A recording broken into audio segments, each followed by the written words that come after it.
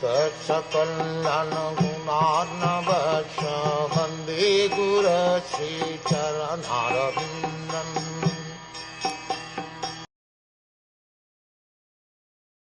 Having spoken thus, the great sage Nārad, along with his Vina, ascended into outer space. Yudhiṣṭhir kept his instruction in his heart, and so was able to get rid of all lamentations. Sri Nāradji is an eternal spaceman, having been endowed with a spiritual body by the grace of the Lord. He can travel in the outer spaces of both the material and spiritual worlds without restriction, and can approach any planet in unlimited space within no time. We have already discussed his previous life as the son of a maidservant.